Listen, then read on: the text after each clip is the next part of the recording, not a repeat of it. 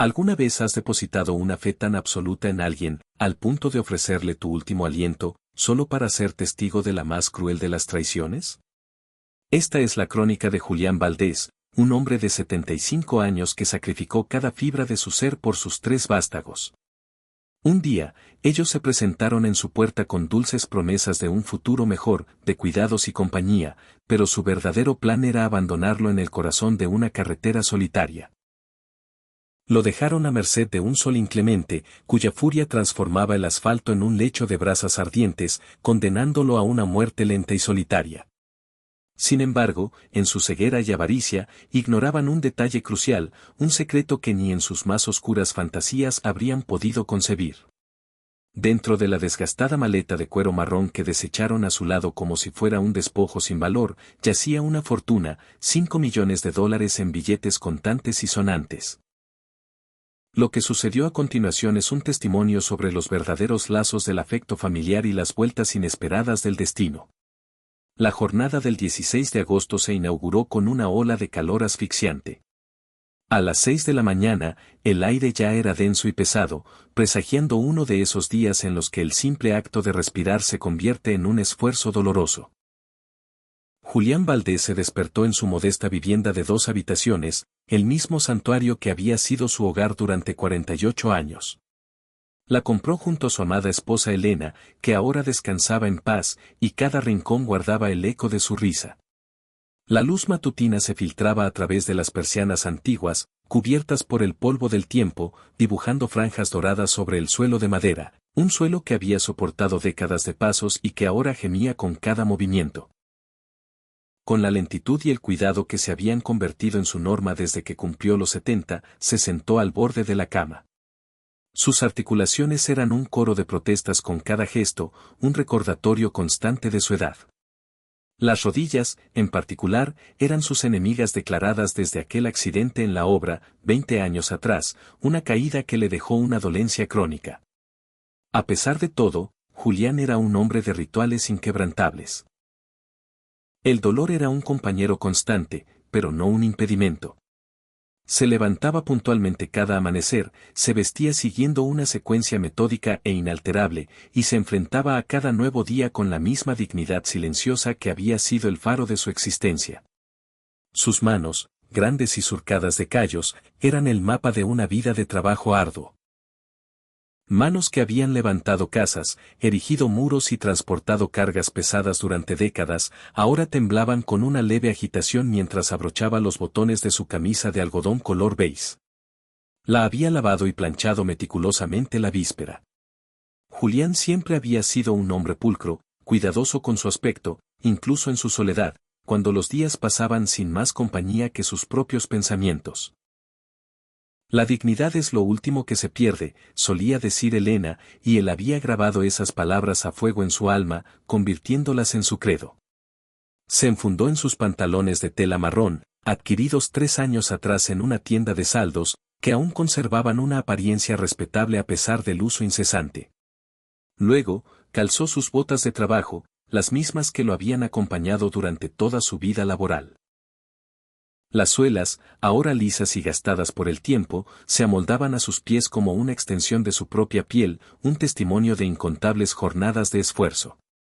Finalmente, se vistió con su camisa de faena color arena, con sus característicos bolsillos en el pecho y las mangas largas que hoy dejó caer, buscando una precaria protección contra un sol que ya se sentía abrasador, incluso tras los muros de su casa. Julián se dirigió con pasos lentos hacia el pequeño cuarto de baño. Un azulejo agrietado en la pared y un espejo manchado por el tiempo le dieron la bienvenida. Se observó en el cristal y, por un instante fugaz, le costó reconocer al anciano que le devolvía la mirada. Su rostro era un pergamino curtido por el sol, marcado por arrugas tan profundas que parecían talladas en la roca. La piel, de un tono bronceado permanente, hablaba de una vida entera bajo un cielo despiadado. Sus ojos, antes 2 pozos de un marrón brillante y lleno de chispa, ahora se veían velados por el cansancio, hundidos y rodeados por sombras oscuras que delataban noches de insomnio y una procesión de preocupaciones que le robaban el sueño. Su cabello, ralo y de un blanco uniforme, parecía aplastado por la costumbre del sombrero. Las arrugas alrededor de sus ojos se acentuaban cuando los entrecerraba, y en ellas podía leer el relato de cada uno de sus años. Las líneas de su frente eran los surcos de la preocupación constante por llevar el pan a la mesa. Las arrugas en torno a su boca eran el vestigio de sonrisas forzadas en momentos de desesperanza. Las marcas en su cuello eran la firma de décadas de labor bajo un sol implacable. 75 años, susurró para sí, su voz un murmullo ronco, áspero como el papel de lija. 75 años, y aquí me encuentro. Más solo que un perro extraviado. Se enjuagó el rostro con el agua fría que brotaba del grifo, un grifo que goteaba con una persistencia enloquecedora. Llevaba meses prometiéndose repararlo, pero la energía y la motivación se habían desvanecido. ¿Para qué molestarse? Nadie venía a visitarlo. A nadie le importaba ya el estado de su hogar. Hacía tanto que sus hijos no aparecían que había perdido la cuenta de los meses, o quizás ya eran años. Descendió las escaleras con una cautela extrema, aferrándose con fuerza al pasamanos de madera que él mismo había instalado cuando sus hijos eran apenas unos niños. Los recordaba corriendo por esos mismos escalones, con la energía desbordante y la ausencia de miedo propias de la juventud, esa sensación de invencibilidad que Julián ahora solo podía evocar con una punzada de nostalgia. Cada peldaño crujía bajo su peso, y cada crujido era un eco de su propia decadencia, un recordatorio de que la casa, al igual que él, estaba envejeciendo, deteriorándose, acercándose inexorablemente a su fin.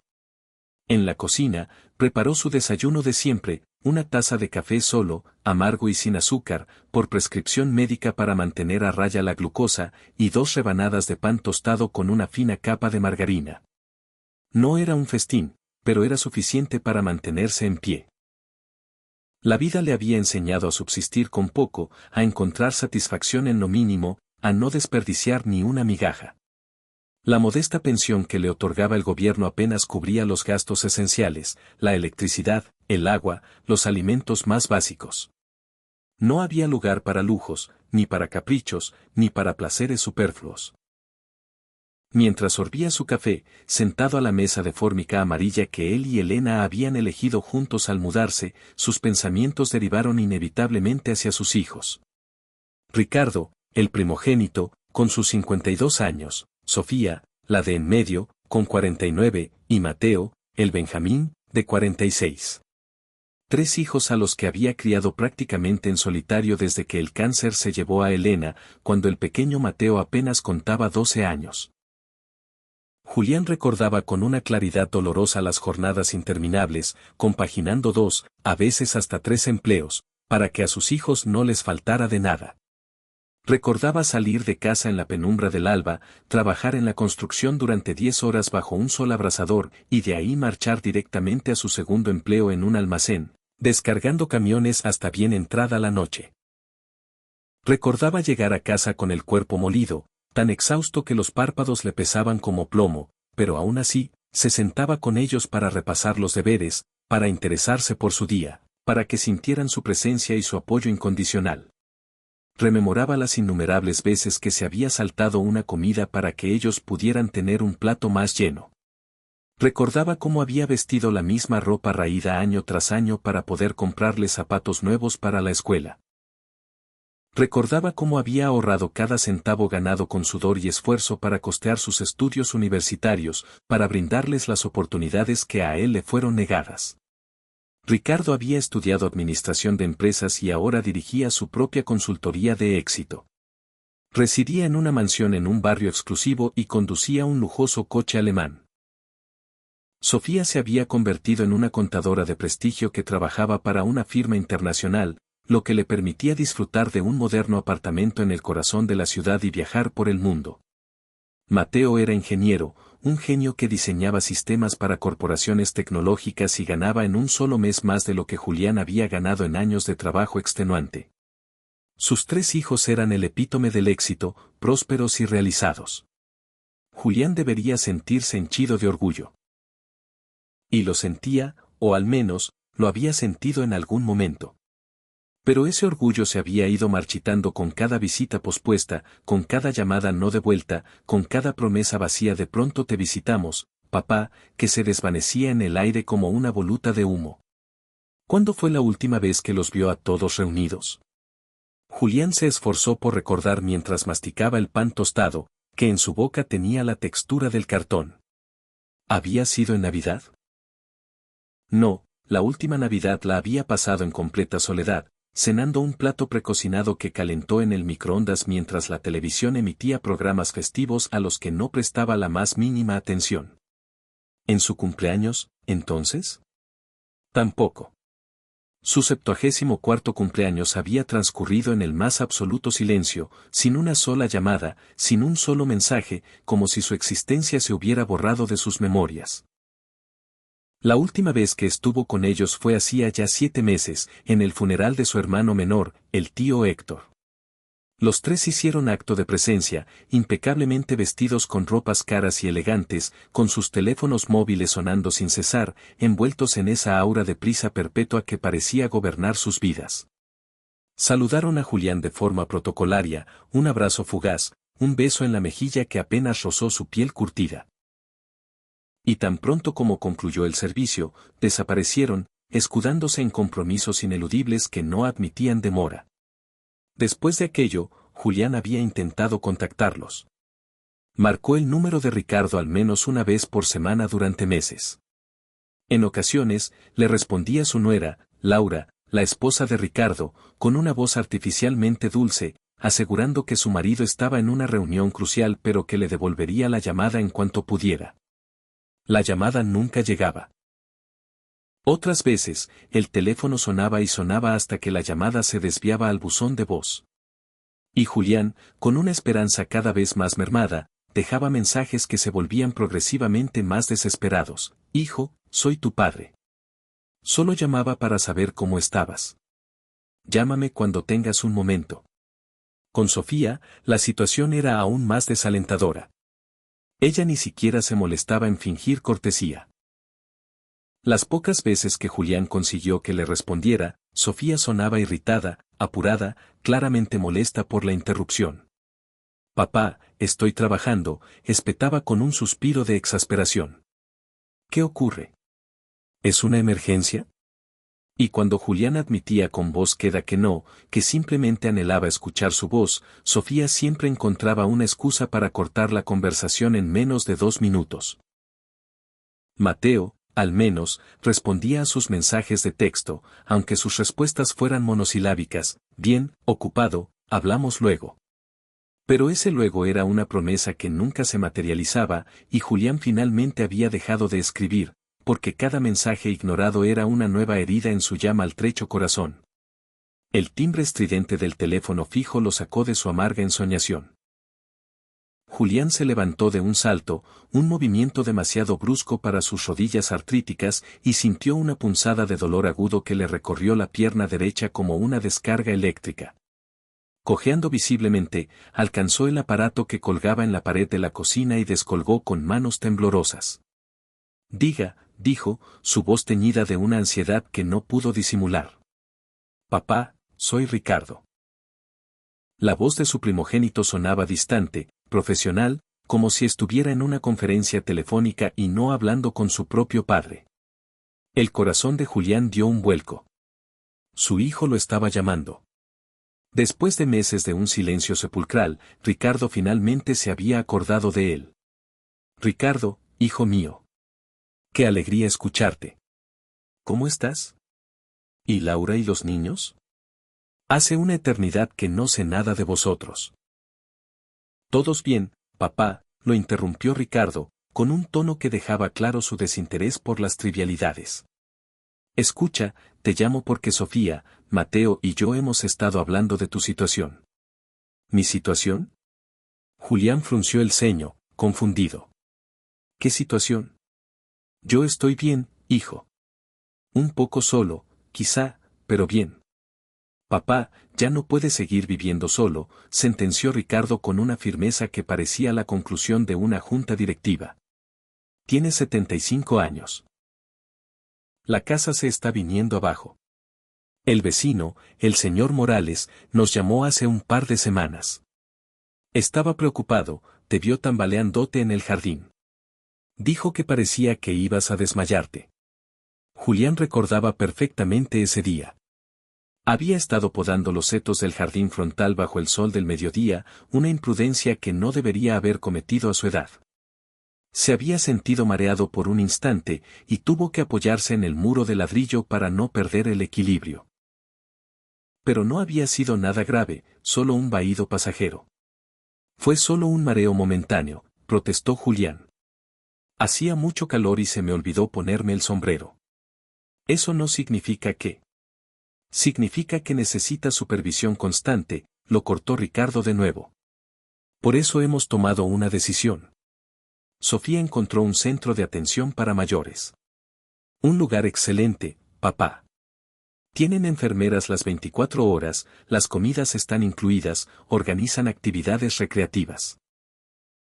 Estarás mucho mejor allí que solo en esta casa ruinosa. Un centro de atención para mayores. Las palabras cayeron sobre Julián como losas de granito. No estaban ofreciéndole vivir con ellos. No estaban sugiriendo turnarse para cuidarlo. Estaban planeando deshacerse de él, encerrarlo en un asilo. Pero esta es mi casa, acertó a decir, sintiendo cómo su voz se resquebrajaba a pesar de sus esfuerzos por mantener la compostura. Es la casa que compré con tu madre. Aquí naciste tú. Aquí crecieron tus hermanos. Aquí están todos mis recuerdos de Elena, de vuestra infancia. Papá, tienes que ser práctico, replicó Ricardo con un deje de impaciencia. No puedes dejarte arrastrar por el sentimentalismo. La realidad es que ya no puedes valerte por ti mismo, y ninguno de nosotros tiene el tiempo ni el espacio para acogerte. Laura y yo apenas cabemos en casa con los niños. Sofía vive en un apartamento de una sola habitación, y Mateo. Bueno, Mateo acaba de divorciarse y está en un piso diminuto temporalmente. No estoy pidiendo vivir con vosotros, dijo Julián, sintiendo como las lágrimas pugnaban por salir, luchando con todas sus fuerzas para contenerlas. Solo digo que puedo quedarme aquí, en mi propia casa. Puedo cuidarme. Llevo cuidándome solo 7 años, desde que vuestra madre se fue. Ya no puedes, papá. Y es mi última palabra. La voz de Ricardo tenía ese tono autoritario que no admitía réplica. Pasaremos a recogerte mañana a las 8 en punto. Empaca lo imprescindible, ropa para una semana, tus artículos de aseo, cualquier medicación que estés tomando. No traigas muchas cosas, el espacio en esos sitios es muy limitado. Ricardo, por favor, podemos hablarlo, suplicó Julián. Pero su hijo continuó, impertérrito, como si no lo hubiera oído. Sofía ya ha hecho todos los trámites, ha firmado los papeles y ha pagado el depósito inicial. El coste mensual lo dividiremos entre los 3. Es bastante caro, la verdad, pero es lo correcto. Después de todo lo que hiciste por nosotros, es lo mínimo que podemos hacer. Julián sintió un deseo irrefrenable de gritar, de decirle a su hijo que lo correcto habría sido visitarlo de vez en cuando, llamarlo una vez por semana, incluirlo en sus vidas en lugar de descartarlo como un mueble viejo e inservible. Pero las palabras no salieron. Nunca se le había dado bien expresar sus sentimientos, nunca había sabido cómo pedir lo que su corazón realmente anhelaba. ¿Puedo al menos pensarlo?, preguntó con un hilo de voz. ¿Puedo ver el lugar antes de tomar una decisión? No hay nada que pensar, papá, respondió Ricardo con una finalidad lapidaria. Es la mejor decisión para todos. Nos vemos mañana a las 8, sé puntual, por favor. Tengo una reunión importante a las 10 y no puedo llegar tarde. Y con esas palabras, la comunicación se cortó. Julián permaneció de pie en su cocina, con el auricular pegado a la oreja, como si aún pudiera escuchar la voz de su hijo, como si esperara que la conversación continuara. Lenta, muy lentamente, colgó el teléfono y se desplomó en la silla más cercana. Durante varios minutos, se quedó inmóvil, con la mirada perdida en el vacío, intentando asimilar lo que acababa de ocurrir. Sus propios hijos habían sentenciado su futuro sin consultarle, habían decidido dónde y cómo pasaría los últimos años de su vida, sin tener en cuenta sus sentimientos, sin preguntarle qué era lo que él deseaba. Las lágrimas que había contenido con tanto esfuerzo finalmente comenzaron a surcar sus mejillas curtidas, dejando un rastro húmedo sobre su piel arrugada. No era un llanto ruidoso ni dramático, sino el llanto silencioso de un hombre que había pasado toda su vida siendo el pilar de su familia, y que ahora se sentía completamente desamparado y desechado. Elena, susurró al techo, como si su difunta esposa pudiera escucharlo desde algún lugar. Elena, amor mío, ¿qué hice mal? ¿En qué me equivoqué con nuestros hijos? Intenté darles todo, enseñarles a ser buenas personas, a ser agradecidos, a valorar la familia, ¿dónde fallé? Pero solo el silencio le respondió, un silencio apenas roto por el tic-tac del viejo reloj de pared del salón y el goteo incesante del grifo de la cocina. Julián pasó el resto del día en un estado de letargo, deambulando por su casa como un espectro, acariciando los objetos que habían formado parte de su vida durante casi medio siglo. Deslizó los dedos por la superficie de la mesa donde había compartido miles de comidas en familia. Se detuvo frente a la repisa del salón, donde reposaban las fotografías enmarcadas, su boda con Elena, ambos tan jóvenes y rebosantes de esperanza, el nacimiento de cada uno de sus hijos, los cumpleaños, las graduaciones, las celebraciones de tiempos más felices. Se fijó en una fotografía en particular. Estaban todos en el jardín trasero, durante un día de campo. Ricardo tendría unos 15 años, Sofía, 12, y Mateo, 9. Elena estaba allí, radiante y hermosa, con aquel vestido de flores que a Julián tanto le gustaba. Y él, en el centro de la imagen, con los brazos rodeando a sus hijos, todos sonriendo con una alegría genuina, todos felices. ¿Qué había sido de aquella familia? ¿En qué momento se había roto todo? Cuando el sol comenzó a ocultarse, tiñendo el cielo de tonos anaranjados y púrpuras, Julián subió con lentitud a su habitación. Del fondo del armario extrajo su vieja maleta de cuero marrón, la misma que había usado en aquel viaje con Elena para conocer el mar, tantos años atrás. Qué jóvenes eran entonces, qué llenos de vida y de sueños. La abrió sobre la cama y comenzó el doloroso proceso de seleccionar qué fragmentos de su vida merecían ser salvados. Dobló con esmero algunas camisas de trabajo, sus pantalones más presentables, algo de ropa interior y unos cuantos pares de calcetines. Añadió su neceser con sus enseres de aseo, el cepillo de dientes, la navaja de afeitar, la pastilla de jabón, que siempre llevaba consigo. También guardó con sumo cuidado el pequeño marco de plata que adornaba su mesita de noche, aquel que contenía la fotografía de Elena, radiante y sonriente el día de su boda. Era una reliquia, el último ancla a un mundo que se desvanecía, y no podía concebir la idea de dejarla atrás.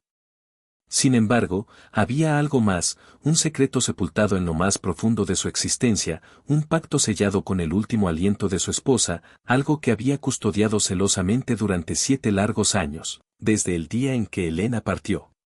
Un secreto cuya existencia era desconocida incluso para sus propios hijos. Con un gemido ahogado, Julián se arrodilló junto al lecho, ignorando la protesta de fuego que le recorría las rodillas. Deslizó una mano bajo el viejo colchón, sus dedos arrugados tanteando la oscuridad hasta que encontraron lo que buscaban, varios sacos de lona gruesa, pesados y densos. Los extrajo con una delicadeza reverencial, uno por uno, y los depositó sobre la colcha raída, junto a la maleta abierta. Dentro de aquellos sacos de tela yacía el fruto de 48 años de labor incesante, el testimonio tangible de una vida de privaciones, $5 millones en efectivo. Una fortuna que Julián y Elena habían amasado céntimo a céntimo, billete a billete, a lo largo de una existencia marcada por el trabajo extenuante y el sacrificio extremo. Julián no era un hombre de letras. Había abandonado los estudios a los 14 años para arrimar el hombro y ayudar a su familia, pero poseía una inteligencia innata, una astucia forjada en la calle que no se enseñaba en los libros. Y una de las lecciones más cruciales que la vida le había impartido era que las instituciones financieras no eran aliadas de la gente humilde como él. Había sido testigo en demasiadas ocasiones de cómo los bancos arrebataban los hogares a familias trabajadoras que se retrasaban en sus hipotecas. Había visto cómo las cuentas de ahorro eran congeladas sin previo aviso y cómo los impuestos devoraban los escasos ahorros que la gente lograba acumular con tanto esfuerzo. Por eso, él y Elena habían tomado una resolución inquebrantable años atrás. Cada dólar que pudieran ahorrar lo convertirían en efectivo y lo guardarían, oculto y seguro, lejos del alcance de banqueros y recaudadores. No había sido una tarea sencilla. Cada billete en esos sacos representaba una renuncia. Representaba comidas que se habían saltado para poder guardar algo más. Representaba ropa que nunca se compraron, vacaciones que jamás tomaron, lujos que se negaron sistemáticamente. Representaba horas extra trabajadas cuando el cuerpo suplicaba descanso. Representaba cada centavo que habían logrado arañar a sus exiguos ingresos, mes tras mes, año tras año. La mayor parte de esa fortuna provenía de un trabajo particular que Julián había desempeñado durante casi 2 décadas. Además de su empleo regular en la construcción, Julián se había labrado una reputación como el mejor albañil de la comarca. La gente adinerada de la ciudad, los que habitaban en las mansiones que coronaban las colinas, lo buscaban específicamente para encargos especiales, construir muros de piedra artesanal, instalar suelos de mármol importado, diseñar patios elaborados. Y pagaban generosamente, sobre todo si Julián aceptaba el pago en efectivo, sin facturas ni registros. Julián nunca sintió una pizca de culpa por ello. Su trabajo era honesto e impecable, se ganaba cada centavo con el sudor de su frente. Si los ricos preferían evadir impuestos y él podía sacar provecho de ello, ¿por qué no? El gobierno jamás había hecho nada por él, salvo arrebatarle un dinero que apenas podía permitirse perder. Elena había sido igual de perspicaz. Trabajaba limpiando casas para varias de esas mismas familias adineradas, y muchas de sus clientas preferían pagarle sus servicios en efectivo. Elena tomaba ese dinero y, sin decir palabra, lo añadía a la creciente reserva que dormía bajo su colchón. Durante 48 años, vivieron con una austeridad espartana, gastando lo mínimo indispensable para subsistir, ocultando al mundo su verdadera situación financiera. Sus hijos jamás lo supieron, sus vecinos nunca sospecharon nada, nadie lo sabía. Era su secreto, el pilar sobre el que habían construido sus sueños de un futuro seguro. Cuando Elena yacía en su lecho de muerte, consumida por un cáncer que había devastado su cuerpo pero no su mente lúcida y afilada, le había arrancado una promesa a Julián. Julián, había susurrado con una voz que era apenas un soplo, sus dedos esqueléticos aferrándose débilmente a la mano callosa de su esposo. Prométeme que no les dirás a los muchachos lo del dinero. Todavía no. No hasta que estés completamente seguro de que lo necesitan por las razones correctas. ¿Qué quieres decir, mi amor?, había preguntado Julián, el dolor nublando su entendimiento. Elena había tosido, un sonido seco y áspero que sacudió su frágil anatomía. Los he estado observando, Julián. He visto cómo han cambiado. Ya no son los niños dulces que criamos. El mundo los ha moldeado de otra forma. Se han vuelto diferentes. Ambiciosos, centrados únicamente en el dinero y en el éxito. Si les hablas del dinero ahora, vendrán a por él, no porque nos amen, sino porque lo codician. Estás siendo muy dura con ellos, vida mía, había protestado Julián débilmente, aunque en lo más profundo de su ser, sabía que las palabras de Elena eran un reflejo certero de la realidad. Prométemelo, Julián, había insistido ella, sus ojos, empañados por el dolor, fijos en los de su esposo con una intensidad desesperada. Jura que guardarás el secreto. Y usa el dinero con sabiduría. Úsalo cuando de verdad lo necesites, para tu seguridad, para tu porvenir. Pero no se lo entregues a menos que demuestren que lo merecen, a menos que te prueben que todavía les queda un corazón latiendo en el pecho. Y Julián se lo había prometido. Sosteniendo la mano de su esposa moribunda, había jurado que mantendría el secreto de su fortuna, que lo usaría sabiamente y que esperaría el momento adecuado. Y había cumplido su palabra. Durante 7 largos y solitarios años, había subsistido con su miserable pensión, apenas suficiente para cubrir sus necesidades más perentorias. Había pasado frío en invierno para ahorrar en calefacción. Había comido platos sencillos y baratos para estirar cada peso. Había vestido la misma ropa vieja una y otra vez. Todo ello mientras una fortuna dormía bajo su cama. Hubo momentos de tentación, momentos en que el hambre apretaba con tal fuerza que consideró sacar unos cuantos billetes para comprarse una comida decente. Momentos en que el frío del invierno calaba hasta los huesos y pensaba en usar parte del dinero para reparar la caldera averiada. Pero siempre se detenía en el último instante, el recuerdo de su promesa a Elena actuando como un freno inexpugnable. Ahora, mientras contemplaba los sacos de dinero sobre su cama, Julián se preguntó si había llegado el momento. Sus hijos querían enviarlo a un asilo.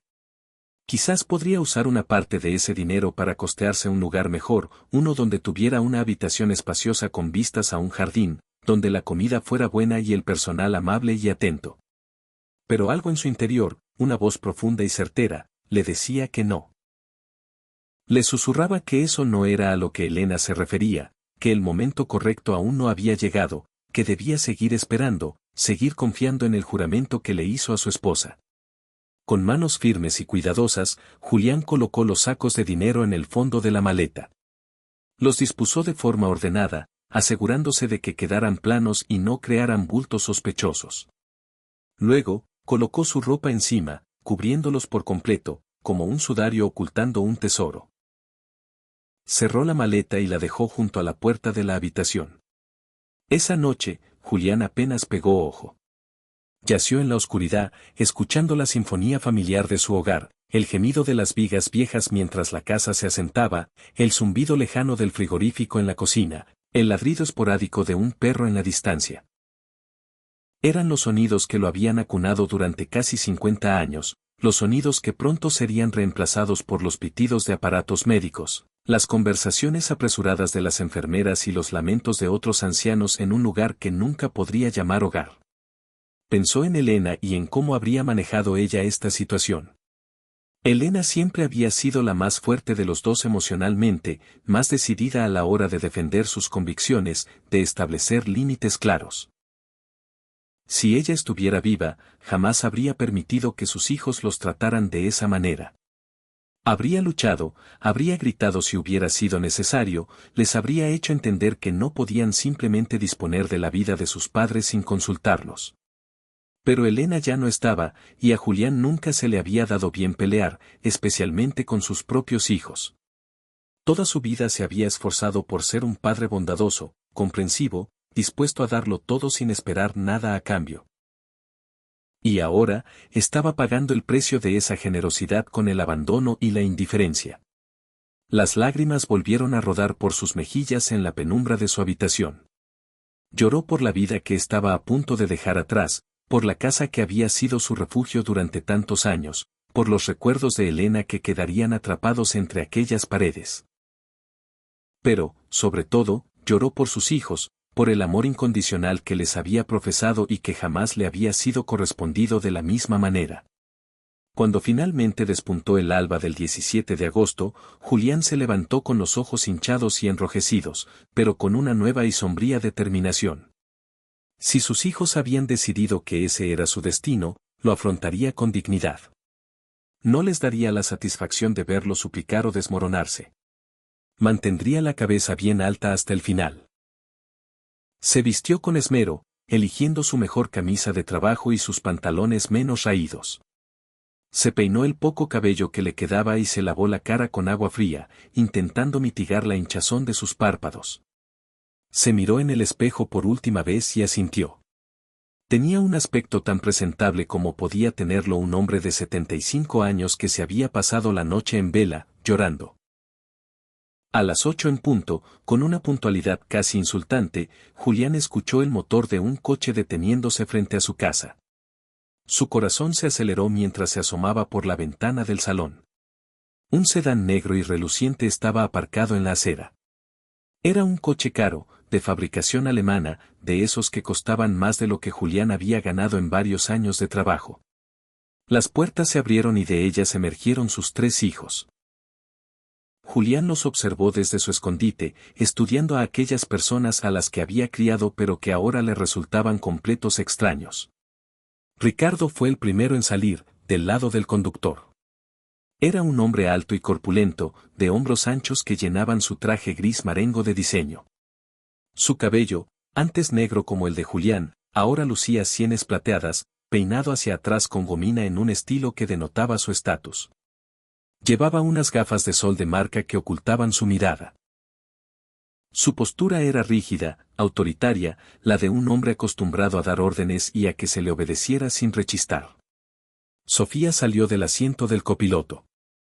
Era una mujer delgada, casi esquelética, enfundada en un traje de pantalón color crudo que probablemente costaba más que todos los muebles de la casa de Julián juntos. Lucía un cabello teñido de un rubio platino impecable, cortado en una melena recta justo por debajo de la mandíbula. Calzaba tacones altos, a pesar de la hora temprana, y caminaba con pasos cortos y decididos hacia la casa. Su rostro estaba perfectamente maquillado, pero había una dureza en su expresión, una frialdad en sus ojos que Julián podía percibir incluso a distancia. Mateo fue el último en salir, del asiento trasero. Era más bajo que su hermano mayor y considerablemente más corpulento, con una incipiente barriga que se asomaba por encima del cinturón de su polo de marca. Su rostro estaba enrojecido y sudoroso, a pesar de que apenas eran las 8 de la mañana. Vestía pantalones de color caqui y zapatillas deportivas de lujo. Sacó su teléfono móvil del bolsillo antes incluso de cerrar la puerta del coche y comenzó a teclear con sus dedos regordetes moviéndose a toda velocidad sobre la pantalla. Julián observó a sus 3 hijos avanzar hacia su puerta y, en ese preciso instante, algo en su interior se endureció. Esos no eran los niños que él recordaba.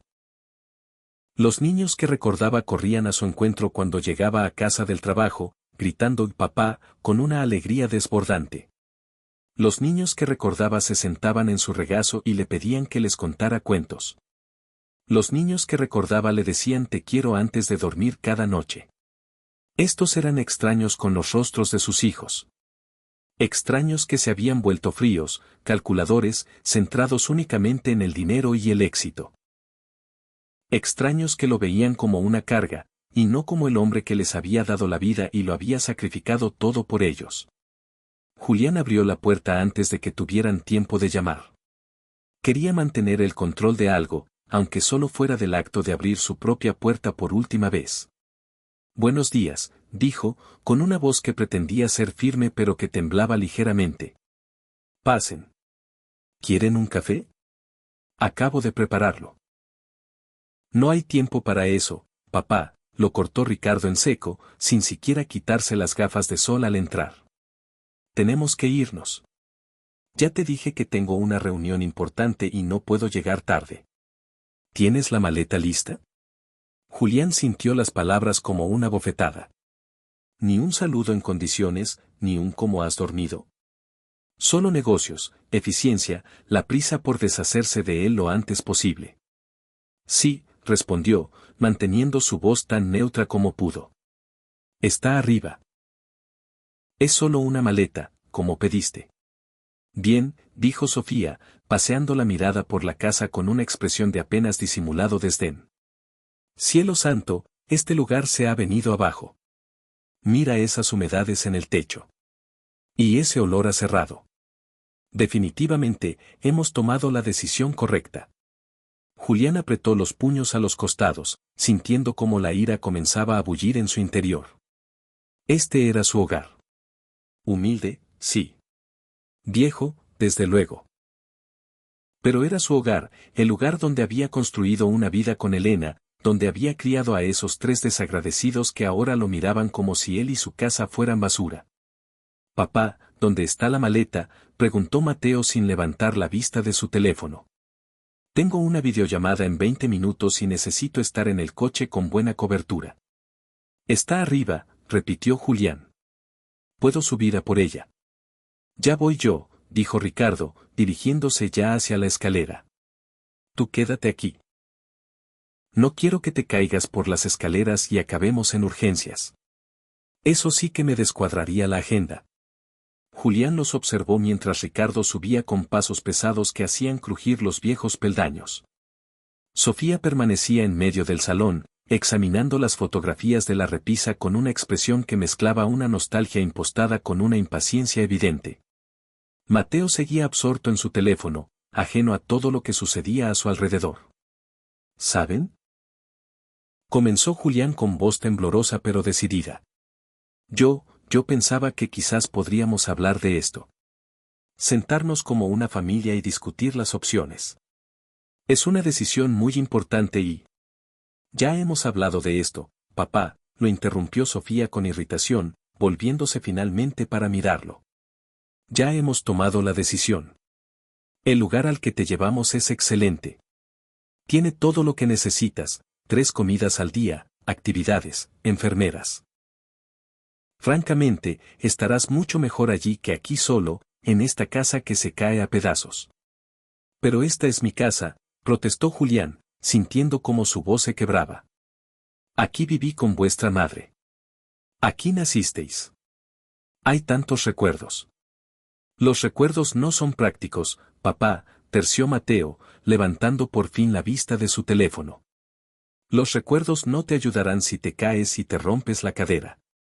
Los recuerdos no. ¿Podrías soltar ese maldito teléfono por un segundo? Estalló Julián de repente, sorprendiéndose a sí mismo por la fuerza de su voz. ¿Podrías mirarme a los ojos mientras decidís sobre el resto de mi vida? ¿Podrías mostrar un mínimo de respeto? Mateo lo miró, entre sorprendido e irritado. Papá, no te pongas dramático. Estamos haciendo lo mejor para ti. ¿No lo entiendes? Esto nos va a costar un dineral. El sitio no es barato. Vamos a tener que arrimar el hombro los 3 cada mes. Estamos haciendo un verdadero sacrificio económico por ti. ¿Un sacrificio? Julián sintió que algo en su interior se rompía definitivamente. ¿Vosotros me habláis a mí de sacrificio? Yo trabajé en 3 sitios a la vez para pagaros la universidad. Pasé hambre para que vosotros pudierais comer. Llevé la misma ropa raída durante años para compraros ropa nueva. Trabajé hasta que mi cuerpo casi se partió en 2 para daros todo lo que necesitabais. ¿Y ahora me habláis de sacrificio por pagarme un asilo? El silencio que siguió fue denso, incómodo. Sofía desvió la mirada, claramente molesta por el arrebato. Mateo volvió a refugiarse en su teléfono. Solo el sonido de Ricardo bajando las escaleras rompió la tensión. Aquí está, anunció, arrastrando la maleta de Julián. El sonido de las pequeñas ruedas sobre el suelo de madera retumbó en la casa como un tambor fúnebre. Pesa bastante. ¿Qué llevas aquí, papá? ¿Ladrillos? Cosas de valor para mí, respondió Julián, con una voz más firme de lo que se sentía. Ricardo resopló mientras llevaba la maleta hacia la puerta. Probablemente ropa vieja que apesta a naftalina. Bueno, da igual. Vámonos, papá. Es la hora. Julián paseó la mirada por su salón por última vez. Vio el sofá donde se sentaba con Elena por las noches, donde ella apoyaba la cabeza en su hombro. Vio la mesa donde habían compartido miles de comidas. Vio las fotografías que capturaban instantes de una felicidad que ahora parecía pertenecer a otra vida. ¿No vais a echar un último vistazo? Preguntó, con un último resquicio de esperanza. Han pasado años desde que estuvisteis aquí. Quizás os gustaría ver vuestras antiguas habitaciones, recordar. No hay tiempo, papá, repitió Ricardo mecánicamente, saliendo ya por la puerta. Además, vamos a vender la casa de todas formas. Necesitamos el dinero para ayudar a pagar el centro. Julián sintió que el suelo se abría bajo sus pies. ¿Qué? ¿Vais a vender la casa? Pues claro, dijo Sofía con un tono que sugería que era lo más obvio del mundo. No podemos mantenerla vacía por puro sentimentalismo. El valor de las propiedades en esta zona ha subido. Podemos sacar un buen precio por ella, incluso en este estado. Repartiremos los beneficios entre los 3 y los usaremos para ayudar a saldar nuestras deudas. Esta casa es mi santuario, susurró Julián, sintiendo como las lágrimas, por fin, se desbordaban, una traición de sus propios ojos que ya no podía contener. Tu madre y yo la compramos juntos. Fue el fruto de años de privaciones, de sueños compartidos. Aquí residen todos nuestros recuerdos, nuestra vida entera. Los recuerdos no saldan hipotecas, papá, repitió Mateo, con la misma frase lapidaria que habían esgrimido antes, como si fuera un mantra aprendido para absolverse de toda culpa. Su tono era desprovisto de emoción, como si recitara una verdad universal. Sé realista. La casa necesita una reforma íntegra. El tejado tiene goteras, las cañerías son de plomo. La instalación eléctrica es una reliquia peligrosa. Mantenerla es más un problema que un activo. Ricardo ya estaba junto al vehículo, encajando la maleta en el maletero con un golpe sordo. Vamos, papá, no hagas esto más difícil de lo que ya es. Sube al coche. Con unas piernas que apenas lo sostenían, como si estuvieran hechas de gelatina, Julián se encaminó hacia el automóvil. Se giró una última vez para contemplar su casa, su hogar, el único lugar en el mundo donde había conocido la felicidad plena, donde había amado y se había sentido amado, donde había criado a su familia con cada átomo de su ser. Las ventanas le devolvieron la mirada como ojos velados por la tristeza, despidiéndose de él para siempre. La pintura de la fachada se desconchaba en varios puntos, y el jardín, que en tiempos de Elena era un vergel de colores y aromas, ahora era un amasijo de maleza y abandono. El buzón, oxidado y torcido, parecía una metáfora de su propia vida.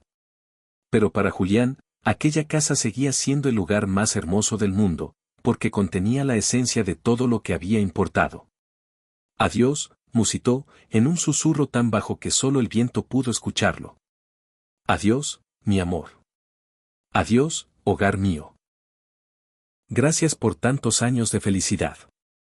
Ricardo le abrió la puerta trasera con un gesto de impaciencia. Julián se deslizó en el asiento, sintiendo de inmediato el choque térmico entre el calor sofocante del exterior y el aire acondicionado glacial del habitáculo. El cuero del asiento era suave y lujoso, una sensación completamente ajena a su mundo. Sofía ya estaba instalada en el asiento del copiloto, retocándose el maquillaje en el espejo de una polvera dorada. Mateo se sentó a su lado en la parte trasera, volviendo a sumergirse de inmediato en el universo de su teléfono y sus mensajes incesantes. Ricardo ocupó el puesto del conductor, ajustó los retrovisores y se abrochó el cinturón de seguridad con movimientos eficientes y ensayados. El motor arrancó con un ronroneo suave y costoso. Y así, el automóvil se puso en marcha, alejándose lentamente de la casa, alejándose de todo lo que Julián había conocido y amado durante casi medio siglo. Julián mantuvo el rostro pegado a la ventanilla, observando cómo su casa se encogía en la distancia hasta convertirse en un punto borroso. Vio al señor Morales, su vecino de toda la vida, salir al porche y levantar la mano en un saludo, probablemente preguntándose a dónde se llevarían a Julián a esas horas. Julián correspondió al gesto, un último adiós a la vida que se desvanecía en el retrovisor. Durante la primera media hora de trayecto, el silencio en el coche fue absoluto, un silencio denso y pesado, solo interrumpido por el pitido ocasional del teléfono de Mateo al recibir un nuevo mensaje, o por el siseo de la radio mientras Sofía cambiaba de emisora una y otra vez, en una búsqueda infructuosa de algo que calmara su impaciencia. Julián miraba por la ventanilla, viendo cómo el paisaje familiar de su barrio daba paso a zonas que no reconocía. Pasaron por el parque donde solía llevar a sus hijos de pequeños, donde los empujaba en los columpios y los recogía al final del tobogán. Pasaron por la escuela primaria donde los tres habían estudiado, ahora un edificio moderno y renovado, apenas reconocible. Pasaron por la iglesia donde él y Elena se habían dado el sí, quiero, donde habían bautizado a sus hijos, donde había llorado la pérdida de su amada. Cada lugar era una herida, cada esquina una historia, y cada kilómetro recorrido era un paso más hacia el olvido. ¿Tienen hambre?, preguntó Julián al cabo de un rato, su voz sonando extrañamente potente en la quietud del coche. Podríamos parar a desayunar. Invito yo. Podríamos sentarnos juntos, hablar un poco, quizás. Ya he desayunado, lo cortó Sofía sin dignarse a girar la cabeza. Un batido de proteínas. Es parte de mi rutina. Yo también he comido algo antes de salir, añadió Mateo sin levantar la vista de la pantalla.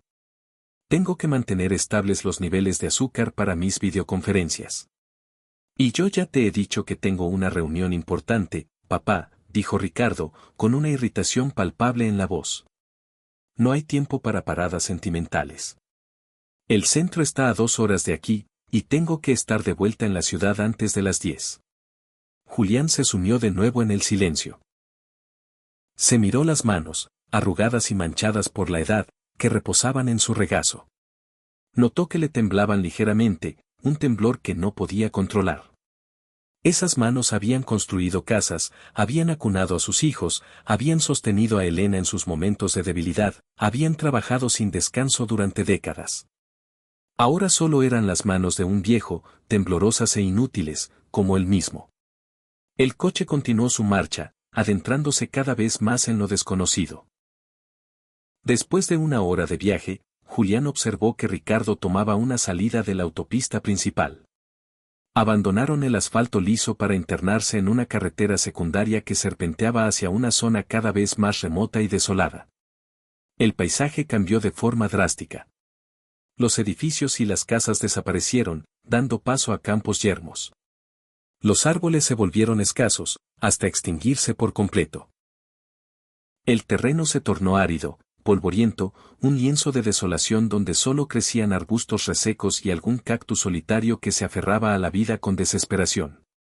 Un escalofrío recorrió la espalda de Julián, a pesar del aire acondicionado. Algo no encajaba. Aquel no era el camino hacia ningún centro de atención para mayores.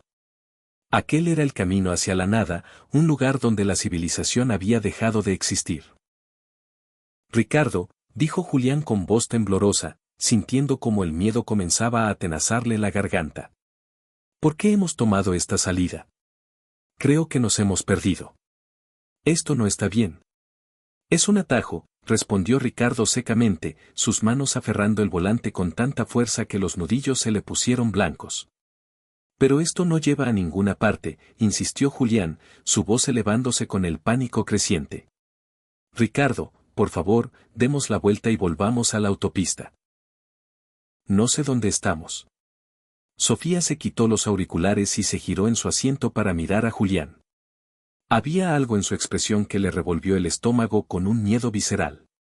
Sus ojos estaban gélidos, calculadores, desprovistos de la calidez que una vez albergó la niña que se sentaba en su regazo.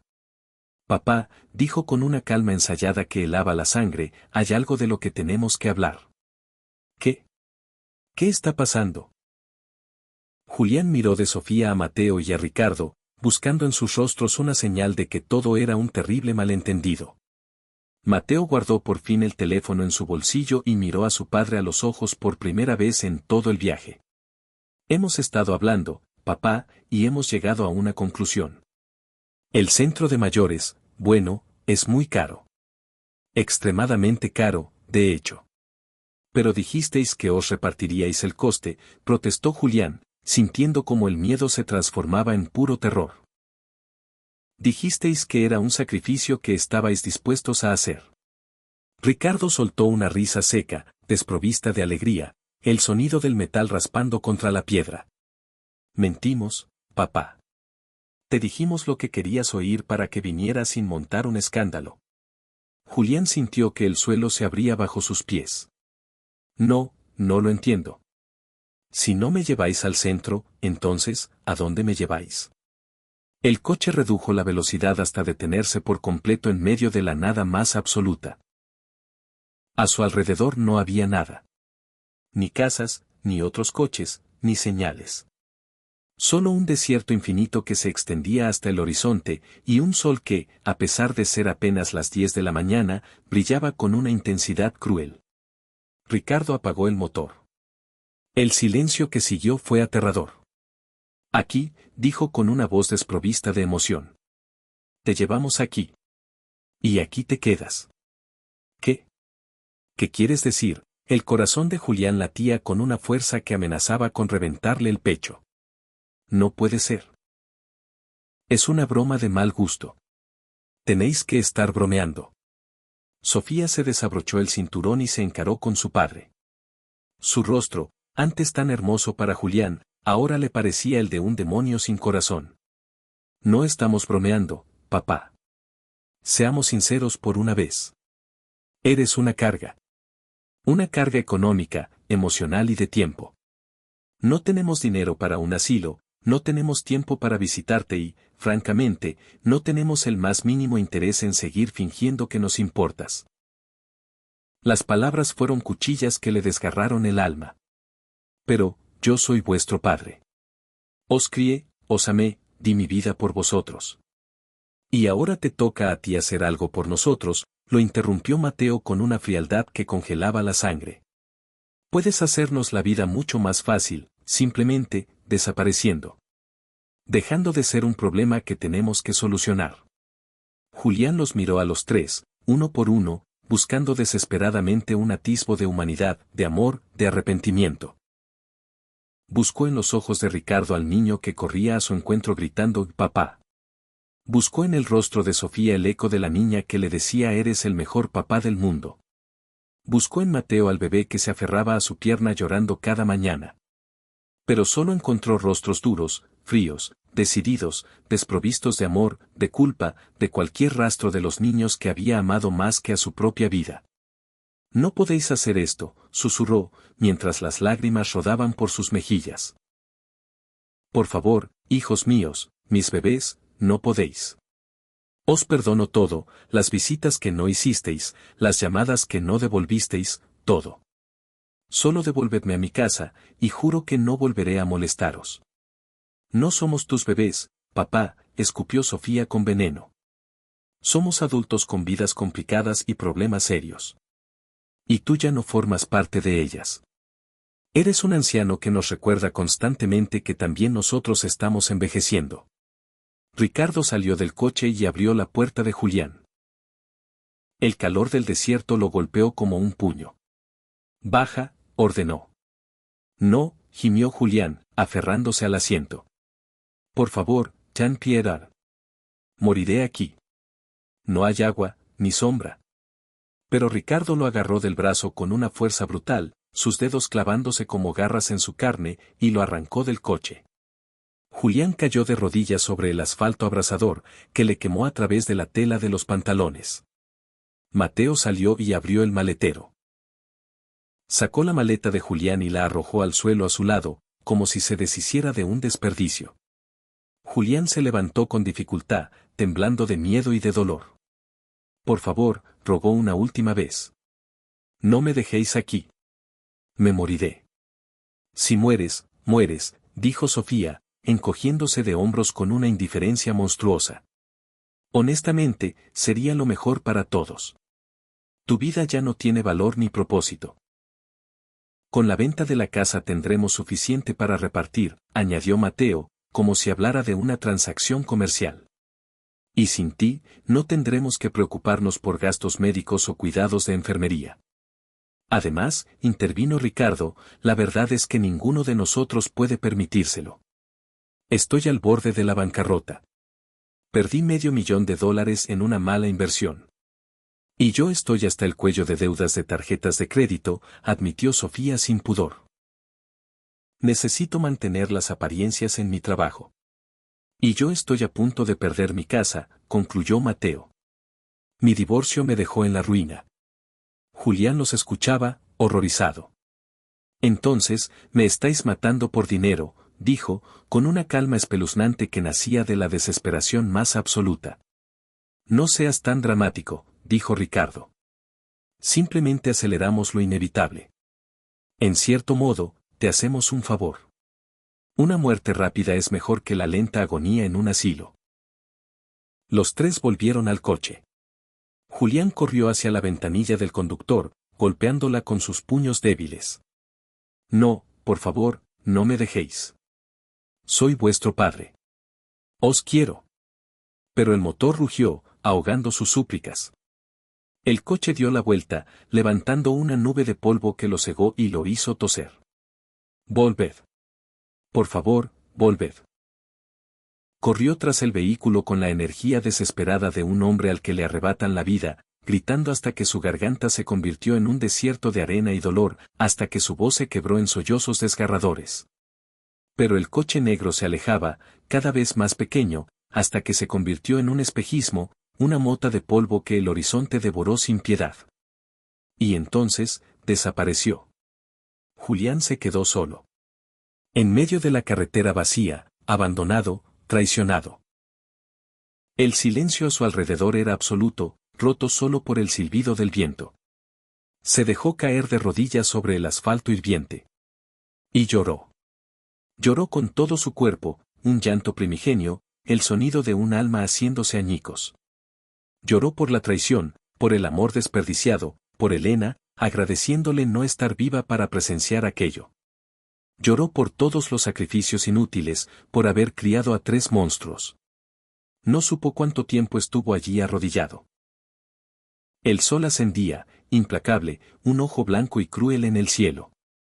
Finalmente, cuando el dolor de las rodillas se hizo insoportable, se puso en pie con un esfuerzo titánico. Miró a su alrededor. En todas direcciones, solo desierto. Ni una sombra, ni una gota de agua, ni rastro de vida. La carretera estaba muerta. Si se quedaba allí, moriría. Era así de simple. El calor lo consumiría, el sol lo despellejaría. Su cuerpo sería pasto de los buitres, o simplemente se pudriría hasta que solo quedaran los huesos. Nuestra parte para ayudar a cubrir tus gastos mensuales. Esta casa es mi santuario, musitó Julián, sintiendo como las lágrimas, por fin, se desbordaban, una traición de sus propios ojos que ya no podía contener. Eran torrentes silenciosos que surcaban las profundas arrugas de su rostro. Vuestra madre y yo la compramos juntos. Fue el fruto de años de privaciones, de sueños compartidos, de manos callosas y espaldas doloridas. Aquí residen todos nuestros recuerdos, nuestra vida entera está impregnada en estas paredes. El sentimentalismo no paga las facturas, papá, repitió Mateo, con la misma frase lapidaria que habían esgrimido antes, como si fuera un mantra aprendido para absolverse de toda culpa. Su tono era desprovisto de emoción, como si recitara una verdad universal extraída de un manual de negocios. Sé realista, por favor. La casa necesita una reforma integral. El tejado tiene goteras, las cañerías son de plomo y podrían reventar en cualquier momento. La instalación eléctrica es una reliquia peligrosa que no cumple con ninguna normativa actual. Mantenerla es más un problema que un activo, una sangría de dinero que ninguno de nosotros puede permitirse. Ricardo ya estaba junto al vehículo, encajando la maleta en el maletero con un golpe sordo y definitivo. Vamos, papá, no hagas esto más difícil de lo que ya es. Sube al coche de una vez. Con unas piernas que apenas lo sostenían, como si estuvieran hechas de gelatina y no de músculo y hueso, Julián se encaminó hacia el automóvil. Se giró una última vez para contemplar su casa, su hogar, el único lugar en el mundo donde había conocido la felicidad plena, donde había amado y se había sentido amado, donde había criado a su familia con cada átomo de su ser. Las ventanas le devolvieron la mirada como ojos velados por la tristeza, despidiéndose de él para siempre. La pintura de la fachada se desconchaba en varios puntos, y el jardín, que en tiempos de Elena era un vergel de colores y aromas, ahora era un amasijo de maleza y abandono. El buzón, oxidado y torcido, parecía una metáfora de su propia vida, vencido por el tiempo y la negligencia. Pero para Julián, aquella casa seguía siendo el lugar más hermoso del mundo, porque contenía la esencia de todo lo que había importado. Adiós, musitó, en un susurro tan bajo que solo el viento pudo escucharlo. Adiós, mi amor. Adiós, hogar mío. Gracias por tantos años de felicidad. Ricardo le abrió la puerta trasera con un gesto de impaciencia. Julián se deslizó en el asiento, sintiendo de inmediato el choque térmico entre el calor sofocante del exterior y el aire acondicionado glacial del habitáculo. El cuero del asiento era suave y lujoso, una sensación completamente ajena a su mundo. Sofía ya estaba instalada en el asiento del copiloto, retocándose el maquillaje en el espejo de una polvera dorada. Mateo se sentó a su lado en la parte trasera, volviendo a sumergirse de inmediato en el universo de su teléfono y sus mensajes incesantes. Ricardo ocupó el puesto del conductor, ajustó los retrovisores y se abrochó el cinturón de seguridad con movimientos eficientes y ensayados. El motor arrancó con un ronroneo suave y costoso. Y así, el automóvil se puso en marcha, alejándose lentamente de la casa, alejándose de todo lo que Julián había conocido y amado durante casi medio siglo.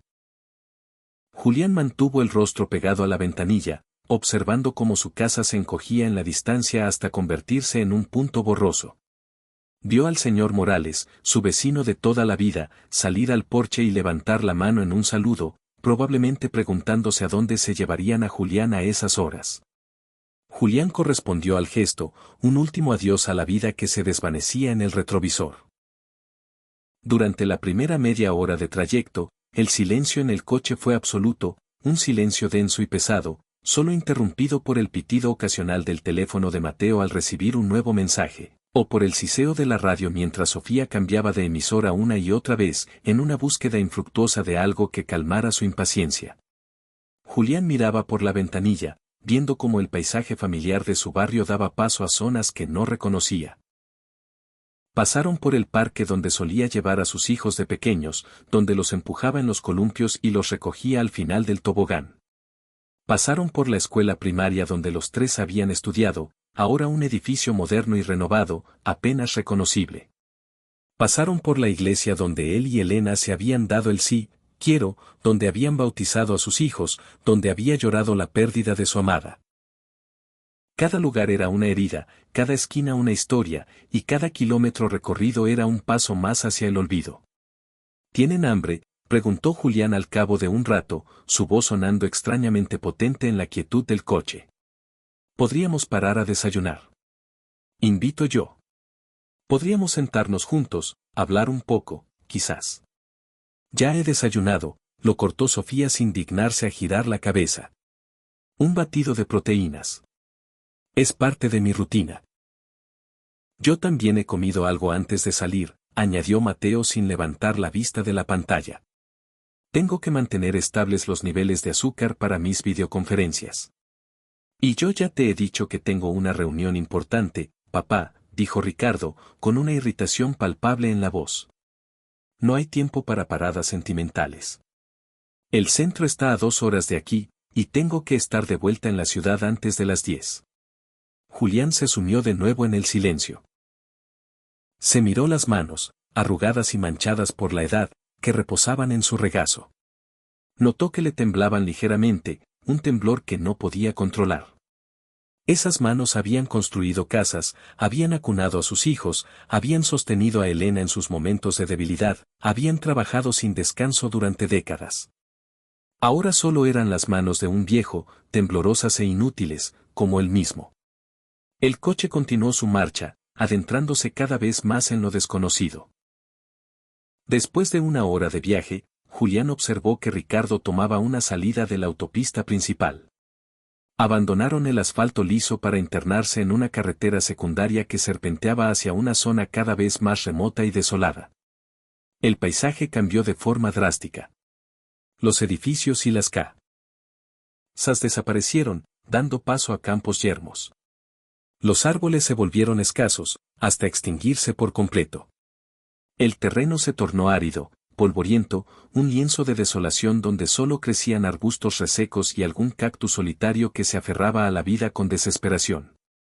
Un escalofrío recorrió la espalda de Julián, a pesar del aire acondicionado. Algo no encajaba. Aquel no era el camino hacia ningún centro de atención para mayores. Aquel era el camino hacia la nada, un lugar donde la civilización había dejado de existir. Ricardo, dijo Julián con voz temblorosa, sintiendo como el miedo comenzaba a atenazarle la garganta. ¿Por qué hemos tomado esta salida? Creo que nos hemos perdido. Esto no está bien. Es un atajo, respondió Ricardo secamente, sus manos aferrando el volante con tanta fuerza que los nudillos se le pusieron blancos. Pero esto no lleva a ninguna parte, insistió Julián, su voz elevándose con el pánico creciente. Ricardo, por favor, demos la vuelta y volvamos a la autopista. No sé dónde estamos. Sofía se quitó los auriculares y se giró en su asiento para mirar a Julián. Había algo en su expresión que le revolvió el estómago con un miedo visceral. Sus ojos estaban gélidos, calculadores, desprovistos de la calidez que una vez albergó la niña que se sentaba en su regazo. Papá, dijo con una calma ensayada que helaba la sangre, hay algo de lo que tenemos que hablar. ¿Qué? ¿Qué está pasando? Julián miró de Sofía a Mateo y a Ricardo, buscando en sus rostros una señal de que todo era un terrible malentendido. Mateo guardó por fin el teléfono en su bolsillo y miró a su padre a los ojos por primera vez en todo el viaje. Hemos estado hablando, papá, y hemos llegado a una conclusión. El centro de mayores, bueno, es muy caro. Extremadamente caro, de hecho. Pero dijisteis que os repartiríais el coste, protestó Julián, sintiendo como el miedo se transformaba en puro terror. Dijisteis que era un sacrificio que estabais dispuestos a hacer. Ricardo soltó una risa seca, desprovista de alegría, el sonido del metal raspando contra la piedra. Mentimos, papá. Te dijimos lo que querías oír para que vinieras sin montar un escándalo. Julián sintió que el suelo se abría bajo sus pies. No, no lo entiendo. Si no me lleváis al centro, entonces, ¿a dónde me lleváis? El coche redujo la velocidad hasta detenerse por completo en medio de la nada más absoluta. A su alrededor no había nada. Ni casas, ni otros coches, ni señales. Solo un desierto infinito que se extendía hasta el horizonte, y un sol que, a pesar de ser apenas las 10 de la mañana, brillaba con una intensidad cruel. Ricardo apagó el motor. El silencio que siguió fue aterrador. Aquí, dijo con una voz desprovista de emoción. Te llevamos aquí. Y aquí te quedas. ¿Qué? ¿Qué quieres decir? El corazón de Julián latía con una fuerza que amenazaba con reventarle el pecho. No puede ser. Es una broma de mal gusto. Tenéis que estar bromeando. Sofía se desabrochó el cinturón y se encaró con su padre. Su rostro, antes tan hermoso para Julián, ahora le parecía el de un demonio sin corazón. No estamos bromeando, papá. Seamos sinceros por una vez. Eres una carga. Una carga económica, emocional y de tiempo. No tenemos dinero para un asilo, no tenemos tiempo para visitarte y, francamente, no tenemos el más mínimo interés en seguir fingiendo que nos importas. Las palabras fueron cuchillas que le desgarraron el alma. Pero, yo soy vuestro padre. Os crié, os amé, di mi vida por vosotros. Y ahora te toca a ti hacer algo por nosotros, lo interrumpió Mateo con una frialdad que congelaba la sangre. Puedes hacernos la vida mucho más fácil, simplemente, desapareciendo. Dejando de ser un problema que tenemos que solucionar. Julián los miró a los tres, uno por uno, buscando desesperadamente un atisbo de humanidad, de amor, de arrepentimiento. Buscó en los ojos de Ricardo al niño que corría a su encuentro gritando «papá». Buscó en el rostro de Sofía el eco de la niña que le decía «eres el mejor papá del mundo». Buscó en Mateo al bebé que se aferraba a su pierna llorando cada mañana. Pero solo encontró rostros duros, fríos, decididos, desprovistos de amor, de culpa, de cualquier rastro de los niños que había amado más que a su propia vida. No podéis hacer esto, susurró, mientras las lágrimas rodaban por sus mejillas. Por favor, hijos míos, mis bebés, no podéis. Os perdono todo, las visitas que no hicisteis, las llamadas que no devolvisteis, todo. Solo devolvedme a mi casa, y juro que no volveré a molestaros. No somos tus bebés, papá, escupió Sofía con veneno. Somos adultos con vidas complicadas y problemas serios. Y tú ya no formas parte de ellas. Eres un anciano que nos recuerda constantemente que también nosotros estamos envejeciendo. Ricardo salió del coche y abrió la puerta de Julián. El calor del desierto lo golpeó como un puño. Baja, ordenó. No, gimió Julián, aferrándose al asiento. Por favor, Jean-Pierre. Moriré aquí. No hay agua, ni sombra. Pero Ricardo lo agarró del brazo con una fuerza brutal, sus dedos clavándose como garras en su carne, y lo arrancó del coche. Julián cayó de rodillas sobre el asfalto abrasador, que le quemó a través de la tela de los pantalones. Mateo salió y abrió el maletero. Sacó la maleta de Julián y la arrojó al suelo a su lado, como si se deshiciera de un desperdicio. Julián se levantó con dificultad, temblando de miedo y de dolor. Por favor, rogó una última vez. No me dejéis aquí. Me moriré. Si mueres, mueres, dijo Sofía, encogiéndose de hombros con una indiferencia monstruosa. Honestamente, sería lo mejor para todos. Tu vida ya no tiene valor ni propósito. Con la venta de la casa tendremos suficiente para repartir, añadió Mateo, como si hablara de una transacción comercial. Y sin ti, no tendremos que preocuparnos por gastos médicos o cuidados de enfermería. Además, intervino Ricardo, la verdad es que ninguno de nosotros puede permitírselo. Estoy al borde de la bancarrota. Perdí $500,000 en una mala inversión. Y yo estoy hasta el cuello de deudas de tarjetas de crédito, admitió Sofía sin pudor. Necesito mantener las apariencias en mi trabajo. Y yo estoy a punto de perder mi casa, concluyó Mateo. Mi divorcio me dejó en la ruina. Julián los escuchaba, horrorizado. Entonces, me estáis matando por dinero, dijo, con una calma espeluznante que nacía de la desesperación más absoluta. No seas tan dramático, dijo Ricardo. Simplemente aceleramos lo inevitable. En cierto modo, te hacemos un favor. Una muerte rápida es mejor que la lenta agonía en un asilo. Los tres volvieron al coche. Julián corrió hacia la ventanilla del conductor, golpeándola con sus puños débiles. No, por favor, no me dejéis. Soy vuestro padre. Os quiero. Pero el motor rugió, ahogando sus súplicas. El coche dio la vuelta, levantando una nube de polvo que lo cegó y lo hizo toser. Volved. Por favor, volved. Corrió tras el vehículo con la energía desesperada de un hombre al que le arrebatan la vida, gritando hasta que su garganta se convirtió en un desierto de arena y dolor, hasta que su voz se quebró en sollozos desgarradores. Pero el coche negro se alejaba, cada vez más pequeño, hasta que se convirtió en un espejismo, una mota de polvo que el horizonte devoró sin piedad. Y entonces, desapareció. Julián se quedó solo. En medio de la carretera vacía, abandonado, traicionado.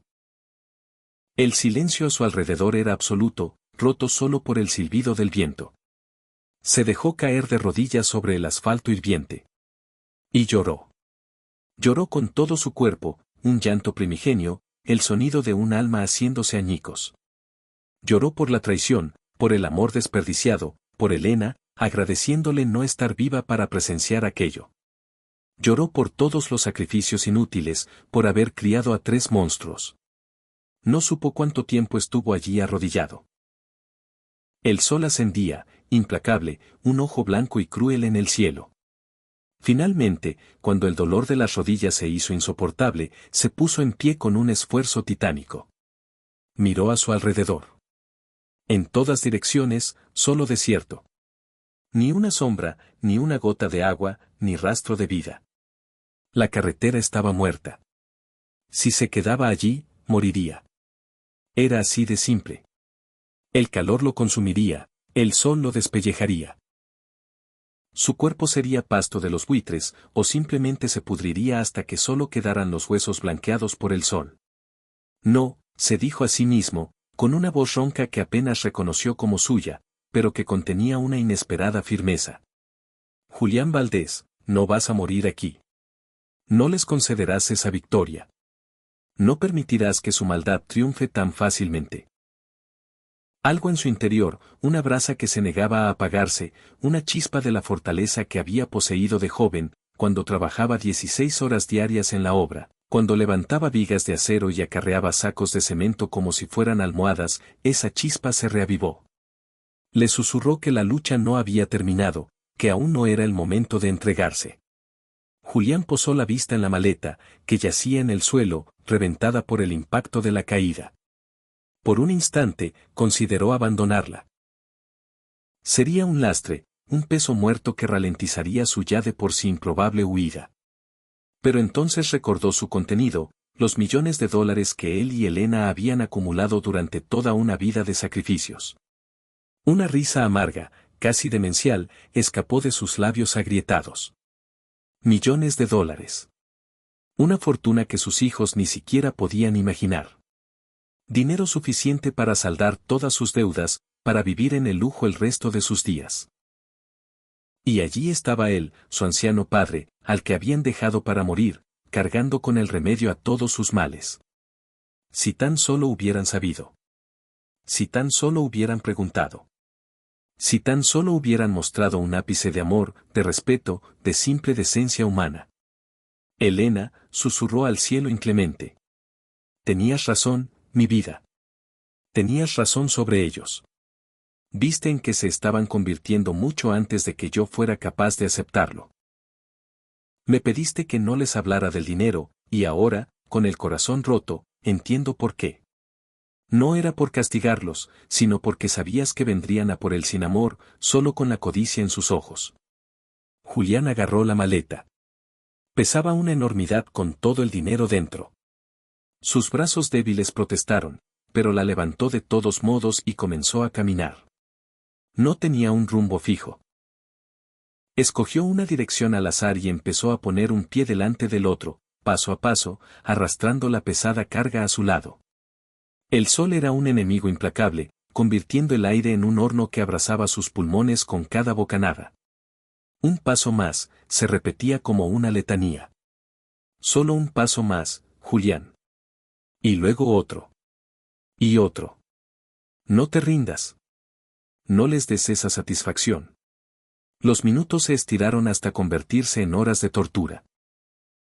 El sol alcanzó su cenit, transformando el desierto en un infierno. Julián sentía como la piel se le quemaba bajo la ropa, como los labios se le agrietaban y sangraban, como la lengua se le hinchaba en la boca seca. Cada paso era una agonía. Podía sentir las ampollas formándose en sus pies, reventando, sangrando dentro de sus botas. La maleta parecía ganar peso con cada metro recorrido. Varias veces estuvo a punto de abandonarla, de rendirse y dejarse caer. Sería tan fácil. Cerrar los ojos y esperar el final. Pero cada vez que la tentación lo asaltaba, veía el rostro de Elena en su mente. La escuchaba susurrarle, sigue adelante, Julián.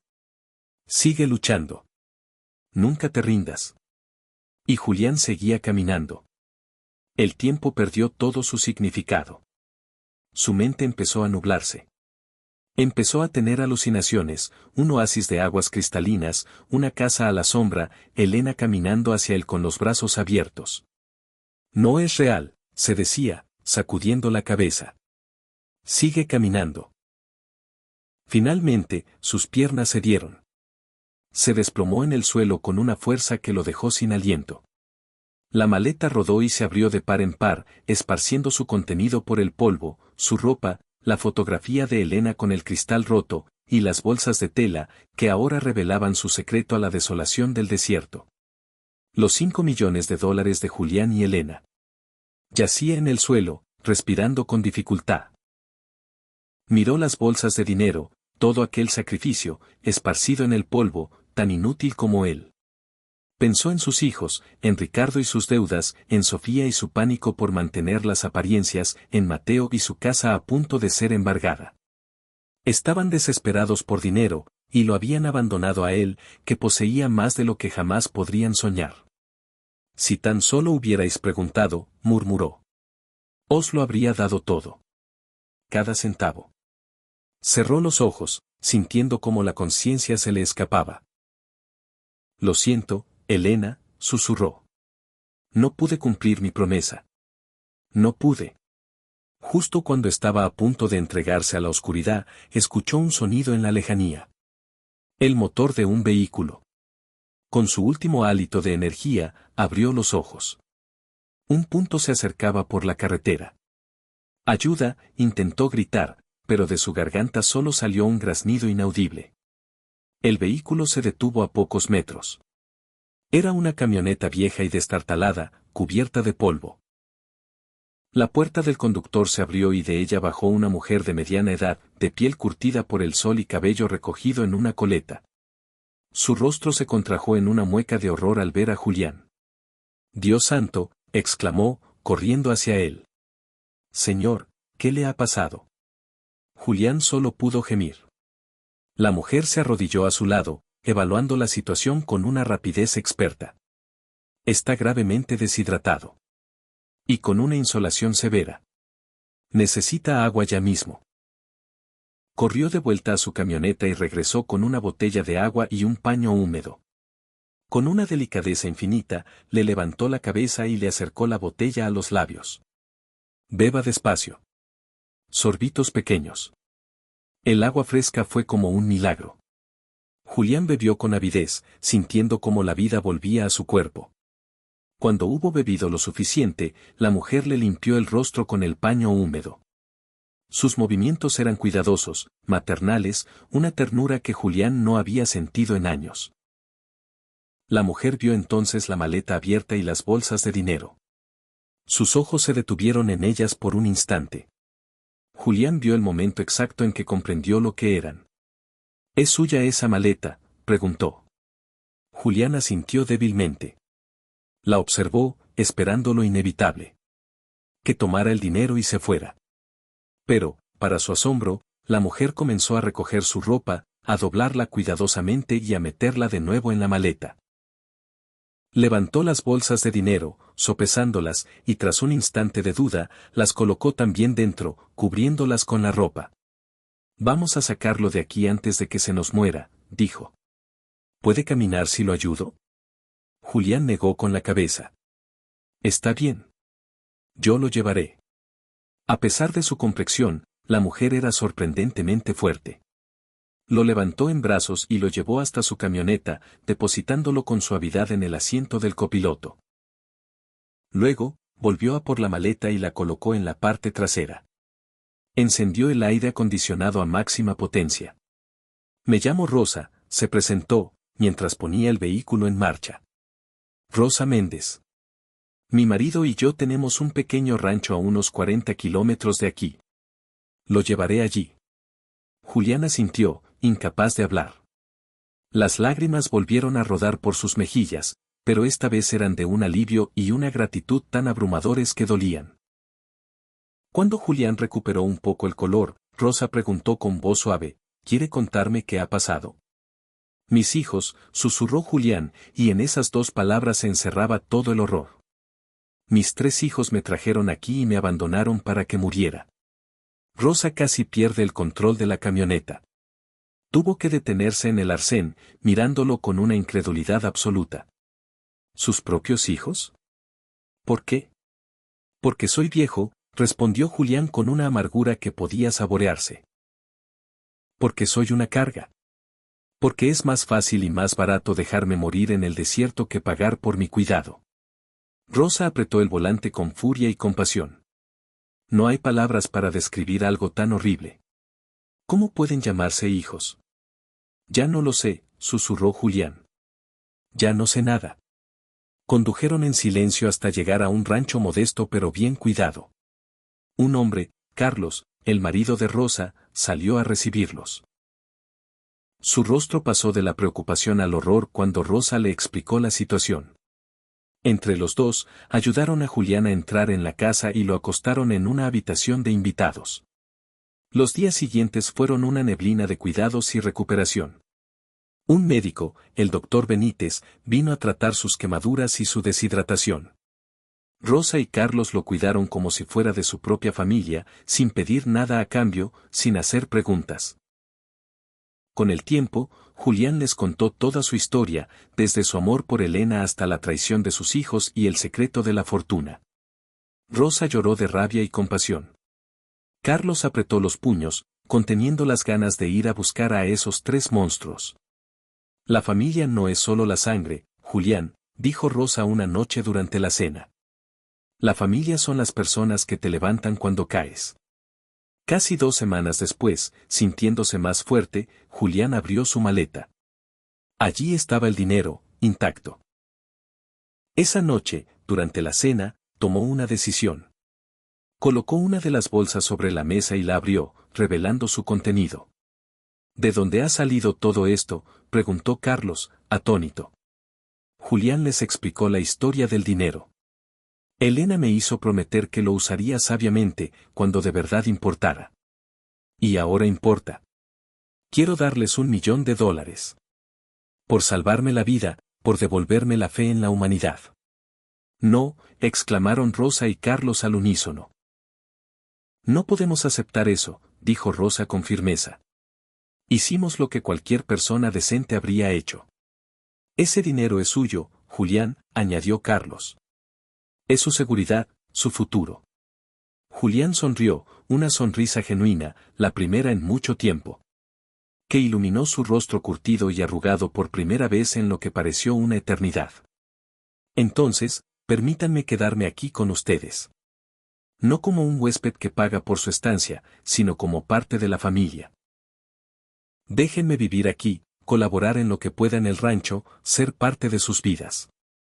Y cuando yo ya no esté, podrán quedarse con todo el dinero. Rosa y Carlos intercambiaron una mirada, una comunicación silenciosa y profunda, de esas que solo las parejas que han compartido una vida entera pueden entender. Finalmente, ambos asintieron al unísono. Puede quedarse todo el tiempo que quiera, dijo Rosa, con una sonrisa cálida que le dibujó arrugas en las comisuras de los ojos. Pero no como un invitado, ni como un inquilino. Como familia. Nuestra hija se casó y se mudó a la ciudad hace años. Apenas la vemos. Esta casa se siente demasiado grande y vacía sin ella. Nos haría muy felices tenerlo aquí, como parte de la familia, repitió Carlos, extendiendo su mano callosa para estrechar la de Julián. Bienvenido a casa, Julián. Julián estrechó la mano de Carlos con firmeza, sintiendo como las lágrimas de gratitud volvían a rodar por sus mejillas. Por primera vez desde la muerte de Elena, sentía que había encontrado un lugar al que pertenecer, un lugar donde era valorado, donde era amado. Los meses siguientes fueron un bálsamo para el alma de Julián. Bajo los cuidados de Rosa y Carlos, floreció. A pesar de su edad, encontró formas de contribuir a la vida del rancho. Ayudaba a Rosa en el huerto, plantando hortalizas y flores. Ayudaba a Carlos con pequeñas tareas de mantenimiento, reparando vallas, pintando el granero. Se sentaba con ellos en el porche al atardecer, contemplando las espectaculares puestas de sol, compartiendo historias y riendo. Se sentía en paz por primera vez en años. Había encontrado una familia de verdad, personas que lo valoraban por quien era, no por lo que podía ofrecerles. Pero el pasado no estaba dispuesto a dejarlo marchar tan fácilmente. 4 meses después de su llegada, Carlos regresó del pueblo con noticias inquietantes. Traía un periódico en la mano y su expresión era sombría. Julián, dijo con tono grave, tienes que ver esto. Le entregó el periódico. En la sección de desaparecidos, había una fotografía de Julián, una foto antigua, de hacía unos 15 años. El titular rezaba, familia busca desesperadamente a padre anciano desaparecido. Se ofrece recompensa. Julián leyó el artículo con manos temblorosas. Sus 3 hijos habían denunciado su desaparición a la policía 4 semanas después de haberlo abandonado. Alegaban que lo habían dejado en un centro de mayores de prestigio, pero que él, en un estado de confusión mental, se había escapado durante la noche. Ofrecían una recompensa de $100.000 por cualquier información que condujera a su paradero. $100.000, murmuró Julián con una amargura que le quemaba la garganta. ¡Qué generosos! Dispuestos a pagar 100.000 para encontrarme, cuando saben que hay 5 millones esperándoles si logran que me declaren muerto. ¿Crees que saben lo del dinero?, preguntó Rosa, que había estado leyendo por encima de su hombro. No lo sé, respondió Julián, pensativo. Pero hay otra razón por la que me buscan. Mencionaron que querían vender mi casa. Si aparezco vivo, no pueden declararme legalmente muerto tan fácilmente y tomar el control de mis bienes. Carlos frunció el ceño. ¿Qué piensas hacer? Puedes quedarte aquí escondido, vivir bajo otro nombre. No, lo interrumpió Julián, con una voz más fuerte y decidida de lo que la había sentido en mucho tiempo. No voy a esconderme como un delincuente. Yo no he hecho nada malo. Ellos son los que intentaron asesinarme. Quiero justicia. Quiero que paguen por lo que me hicieron. Y creo que sé exactamente cómo conseguirlo. En los días siguientes, Julián, con la ayuda de Rosa y Carlos, trazó un plan. Se presentó en la comisaría del pueblo más cercano y pidió hablar con el detective a cargo de personas desaparecidas, un hombre mayor y serio llamado Salazar. El detective escuchó su historia con una expresión que se iba ensombreciendo con cada palabra.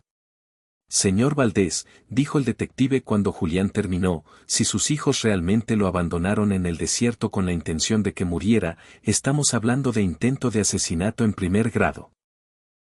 Es exactamente lo que hicieron, confirmó Julián. Y puedo demostrarlo. Explicó que recordaba cada palabra cruel, el lugar exacto donde lo habían abandonado, el coche negro que conducían. Tenía el testimonio de Rosa, que podía corroborar el estado en que lo encontró. Necesito que presente una declaración formal, dijo el detective. Y que un médico documente sus lesiones. En los días sucesivos, Julián se sometió a exámenes médicos que documentaron cada cicatriz, cada marca de su terrible experiencia. El doctor Benítez proporcionó un informe detallado. El detective Salazar habló con Rosa y visitó el lugar del rescate. Tiene un caso muy sólido, le dijo a Julián. Pero le advierto, será muy duro emocionalmente. Sus hijos lo negarán todo. Contratarán a los mejores abogados. Intentarán pintarlo como un anciano senil. ¿Está seguro de que quiere pasar por esto? Absolutamente seguro, respondió Julián sin dudar. Merezco justicia, y ellos merecen afrontar las consecuencias de sus actos. Entonces, procederemos, dijo el detective. Pero primero, necesitamos interrogarlos. ¿Estaría dispuesto a confrontarlos cara a cara? La idea de volver a verlos lo aterrorizaba, pero también lo fortalecía. Quería ver sus rostros cuando descubrieran que había sobrevivido. Sí. Estoy listo. El detective Salazar organizó una encerrona. Contactó a los 3 hijos de Julián con el pretexto de tener información sobre su padre. Llegaron a la comisaría 5 días después en el mismo coche negro, vestidos como hijos afligidos. Entraron en la sala de interrogatorios, esperando quizás la noticia de que habían encontrado un cuerpo. Lo que no esperaban era encontrar a Julián sentado allí, vivo y mirándolos con ojos que ardían con una mezcla de dolor y justicia. El shock en sus rostros fue total. Se quedaron paralizados en la puerta, boquiabiertos, pálidos como el papel.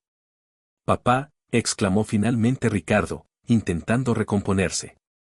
«Gracias a Dios que estás vivo. Estábamos tan preocupados». «Silencio», ordenó el detective Salazar con voz glacial. «Siéntense». Se sentaron, sus miradas yendo nerviosamente de su padre al detective. «Su padre tiene algo que contarnos sobre el día de su supuesta desaparición», dijo el detective.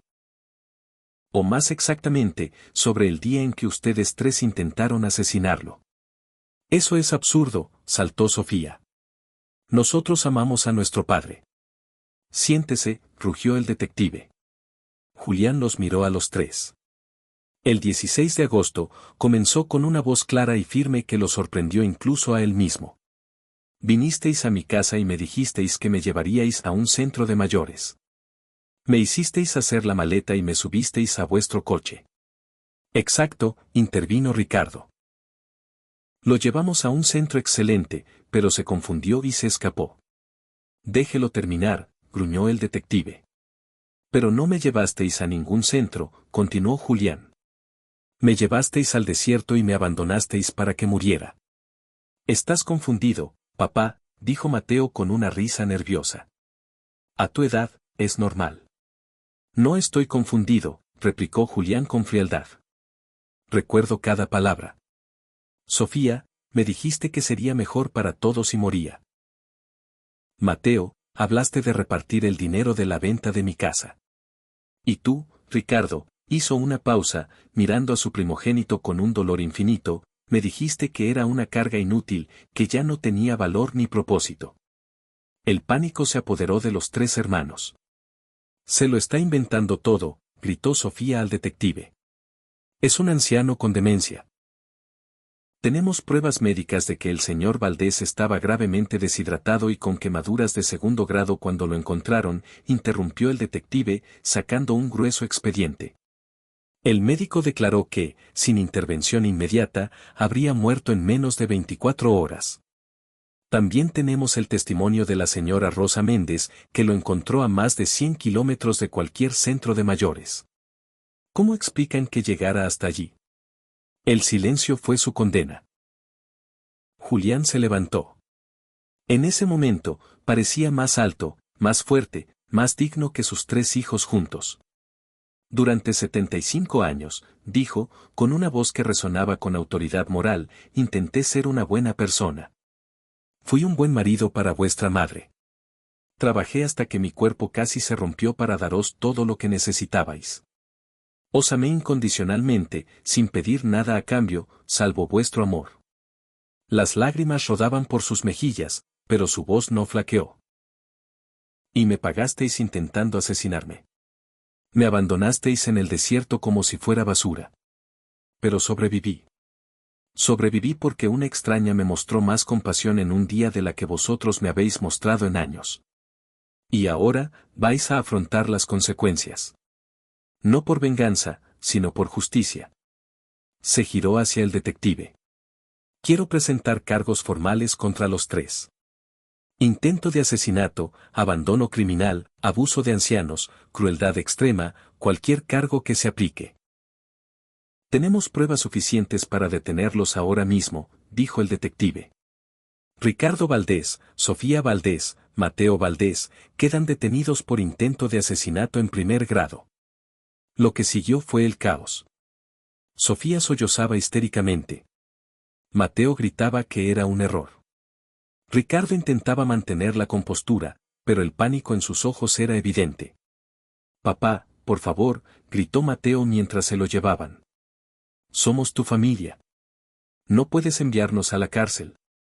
Julián no respondió. Solo los vio marcharse, sintiendo una extraña mezcla de tristeza y satisfacción. El caso se convirtió en noticia nacional y luego internacional. Los titulares eran sensacionalistas. La historia resonó en todo el mundo, desatando una oleada de indignación. Los abogados de sus hijos intentaron argumentar demencia, pero las pruebas en su contra eran abrumadoras. El testimonio de Rosa, los informes médicos, la propia lucidez de Julián, todo apuntaba a su culpabilidad. El testimonio de Rosa era inquebrantable, consistente y cargado de una emoción genuina que conmovió al jurado. Las fotografías del desolado paraje donde Julián había sido encontrado demostraban la imposibilidad de que un hombre de su edad y condición hubiera llegado allí por sus propios medios. Los registros médicos, detallados y exhaustivos, documentaban lesiones que solo podían ser consistentes con un abandono prolongado en las condiciones extremas del desierto. Además, los investigadores habían desentrañado la precaria situación financiera de los 3 hermanos. Ricardo estaba, efectivamente, al borde de la quiebra, con deudas que superaban el $500,000. Sofía había llevado al límite más de 10 tarjetas de crédito, acumulando una deuda total de casi $200,000. Mateo, tras un divorcio ruinoso, había perdido su casa y debía varios meses de alquiler de su nuevo apartamento. Los 3 tenían un móvil claro y apremiante. La muerte de Julián. Heredarían su casa, la venderían, y con las ganancias, resolverían sus problemas económicos de un plumazo. El juicio se prolongó durante 4 semanas agotadoras. Julián tuvo que subir al estrado y revivir su calvario una y otra vez, respondiendo a las preguntas incisivas de los abogados defensores, que intentaban encontrar fisuras en su relato. Tuvo que soportar que lo pintaran como un anciano senil que había malinterpretado las buenas intenciones de sus hijos. Pero Julián se mantuvo firme como una roca. Respondió a cada pregunta con una claridad meridiana y una dignidad inquebrantable. Miró al jurado a los ojos y les contó la verdad, sin adornos ni exageraciones. Rosa también testificó, describiendo con una viveza que helaba la sangre el estado en que había encontrado a Julián. Nunca olvidaré esa imagen mientras viva, dijo con la voz entrecortada por la emoción. Un anciano tirado en el suelo, bajo el sol más cruel que he visto, más cerca de la muerte que de la vida. Si hubiera pasado por allí una hora más tarde, estaría muerto. Sin ninguna duda. Los médicos testificaron sobre las lesiones de Julián, confirmando que eran consistentes con un abandono prolongado en el desierto. Expertos en meteorología hablaron de las temperaturas extremas de aquel día, que habían alcanzado los 45 grados centígrados. Y el testimonio más demoledor provino de un investigador financiero, que desgranó ante el jurado la desesperada situación económica de los tres hermanos. El móvil es cristalino, declaró el fiscal en su alegato final. 3 hijos adultos con problemas financieros masivos y un padre anciano cuya única propiedad de valor era su casa. Si el padre moría, podían vender la casa y repartirse los beneficios. Simple y brutal. El jurado deliberó durante 14 horas. El veredicto fue unánime. Culpables de intento de asesinato en segundo grado, culpables de abandono criminal de una persona vulnerable, culpables de abuso grave de ancianos. Culpables de todos los cargos.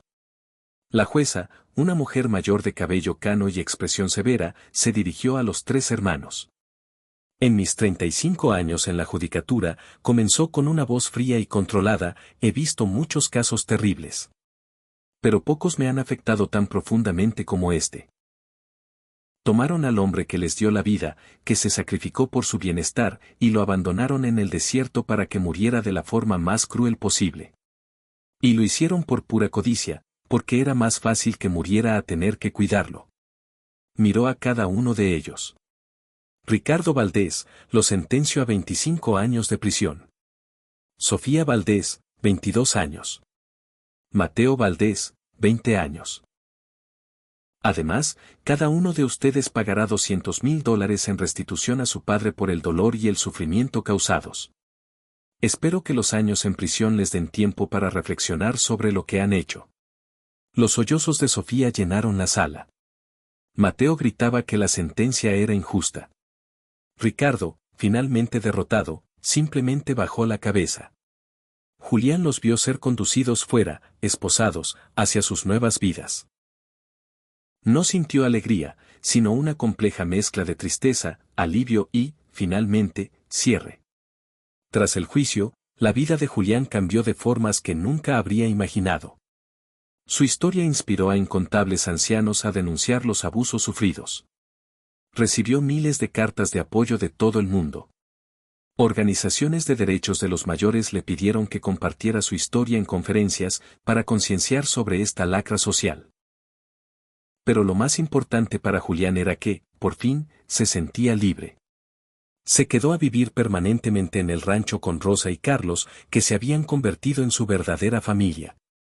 Juntos, cuidaban del rancho, cocinaban, jugaban a las cartas, reían. Los hijos de Rosa y Carlos, que los visitaban a menudo con sus familias, lo acogieron como un abuelo honorario. Con parte del dinero que había ahorrado con Elena, Julián hizo mejoras en el rancho. Renovaron el granero, compraron maquinaria agrícola nueva, modernizaron la cocina de Rosa. Pero la mayor parte del dinero la destinó a crear algo que sabía que enorgullecería a Elena, la Fundación Elena y Julián Valdés, dedicada a proporcionar ayuda legal, refugio y apoyo emocional a ancianos maltratados o abandonados por sus familias. Si mi terrible experiencia puede ayudar a salvar a una sola persona, dijo en una entrevista, todo habrá valido la pena. Todos merecemos dignidad, respeto y amor, sin importar nuestra edad. Un año después del juicio, en una tranquila tarde de otoño, Julián estaba sentado en el porche del rancho con Rosa y Carlos, contemplando la puesta de sol. ¿Saben qué es lo más extraño?, dijo, pensativo. Después de todo lo que ha pasado, no me arrepiento de nada. ¿Cómo puedes decir eso, Julián?, preguntó Rosa, sorprendida. Tus propios hijos intentaron asesinarte. Lo sé, respondió Julián con una pequeña sonrisa. Y eso fue horrible. Pero si no lo hubieran hecho, nunca habría acabado aquí. Nunca os habría conocido. Nunca habría descubierto que todavía podía ser feliz, que podía sentirme amado. Nunca habría encontrado una familia de verdad. Eso requiere una fortaleza increíble, Julián, dijo Carlos, con la voz cargada de emoción. Cuando tienes 75 años y sobrevives a algo así, dijo Julián, desarrollas una nueva perspectiva sobre lo que de verdad importa. Y lo que importa es el amor genuino, la bondad, la compasión. Vivir cada día con integridad. Tratar a los demás con respeto. Hizo una pausa, con los ojos anegados en lágrimas de gratitud. Y la familia importa, enormemente. Pero no necesariamente la de sangre. La familia de verdad son las personas que están a tu lado cuando todo se derrumba. Vosotros dos sois mi familia ahora, mi verdadera familia, más de lo que mis hijos biológicos lo fueron jamás. Rosa lo abrazó con fuerza. Carlos se unió al abrazo. Y los tres permanecieron así, mientras el sol se ocultaba en el horizonte. No muy lejos de allí, en prisiones de máxima seguridad separadas, Ricardo, Sofía y Mateo se enfrentaban a sus propias y sombrías realidades. Ricardo lo había perdido todo, su casa, su empresa, su familia. Pasaba los días en una celda, consumido por el remordimiento. Sofía lloraba cada noche, no por lo que le había hecho a su padre, sino por todo lo que había perdido. Su lujoso apartamento, su trabajo, su vanidad. Mateo se había vuelto un hombre amargado, culpando a todos menos a sí mismo de su desgracia. Ninguno de los tres había aprendido la lección. Y esa, quizás, era la mayor tragedia de todas. Pero Julián ya no pensaba en ellos. Había hecho las paces con el hecho de que algunas personas no pueden, o no quieren, cambiar. Todo lo que él podía hacer era vivir su propia vida de la mejor manera posible, rodeado de personas que lo amaban de verdad. Mientras las estrellas comenzaban a salpicar el cielo nocturno, Julián Valdés, un hombre de 75 años que había sobrevivido a lo peor que la vida podía ofrecerle, se sintió completa y genuinamente feliz. Porque, al final, había descubierto algo que sus hijos nunca entenderían. Que el verdadero valor de una persona no reside en su utilidad, sino en la bondad de su corazón, en su capacidad para perdonar, en su fuerza para seguir adelante y en su habilidad para encontrar amor y familia en los lugares más inesperados. Y esa era una lección que valía infinitamente más que los $5 millones escondidos en su maleta.